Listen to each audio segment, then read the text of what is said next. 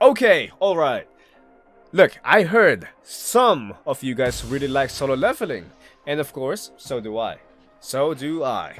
But whether you are currently new to solo leveling, so of course, welcome. Or you've been here since day 1, chapter 1 of the manhwa, or have finished the light novel, we all have something in common. And that is, we would love to see an anime adaptation of solo leveling, and we're gonna die until we've seen this. Now, whether you are making the next big anime, things like Demon Slayer, or the next shitty anime, whatever that may be, it always comes at a price. And today we're gonna take it quite literally. So let's do it. Let's do the math. How much does it cost to make an anime adaptation of solo leveling? Let's do it.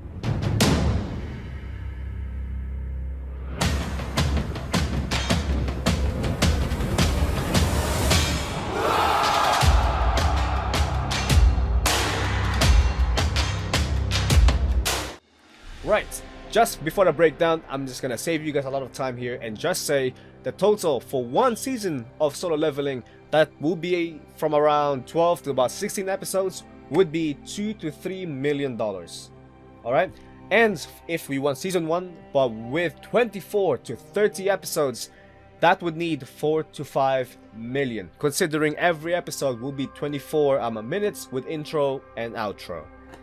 Yeah, there you go. Those are the total, but feel free to stay here for the complete breakdown. But if not, you can take my word for it and you can continue your way to the next YouTube video that you're going to watch.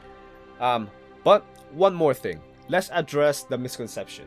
Now, there's a very big, I guess a common idea, and I will repeat it again, a misconception that good animations, especially in things like Demon Slayer, quite notably, and One Punch Man, would have, let's say, a very high budget compared to a traditional anime. But the truth of the matter is, it actually isn't. Don't take my word for it, take their word for it. So, there was an interview with Shingo Natsume and Chikashi Kubota, and the respected director and character designer for One Punch Man Season 1, and this is what they said about the matter. When they were questioned, you once put out a tweet mentioning that the reason for One Punch Man's animation quality wasn't based on the budget, but instead the hard work of the animators. Is this a common misconception that you see with the fans? Kubota-san said this: a lot of people have this common misconception that the quality of the actual animation is based on the production's budget.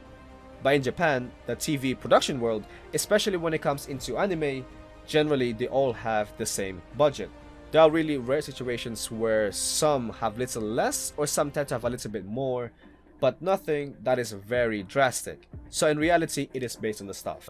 So with that being said, we're gonna remove the misconception of that we did solo leveling to make it a very good show or a banging show with awesome animation. It doesn't need to be double the budget of a normal anime. It can just be a normal anime, and that is quite important because the number that we're going to be using today is what is average, or at least what is known for a normal anime. So let's start breaking it down. Let's do the variables. They would have no time constraint. No time, which means that they would have way less pressure. Having no time, which means they have no deadline. Just imagine someone drawing your face, give them 10 seconds and compared it to giving them 10 hours. Of course, there will be a marginal difference. The second variable is that they would have a normal sized studio, and this is actually very important.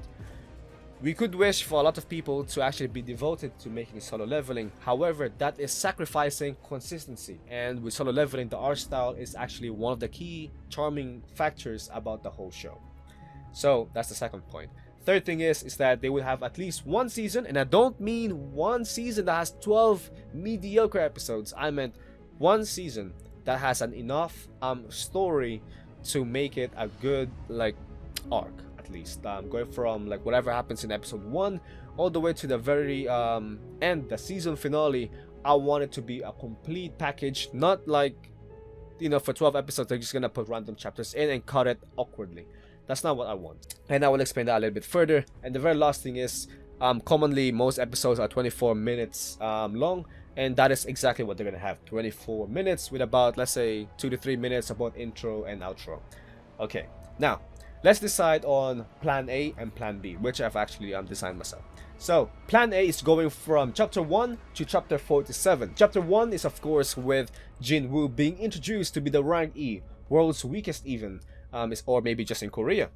And chapter 47 ends with Jinwoo fighting the elves, or specifically, this is where he entered the Red Gates, where he's going to fight the elves. I think this is a very good point where they can have a nice cliffhanger to then introduce like another world. What actually happens inside, like the other side, I guess, of the gates, if that makes sense.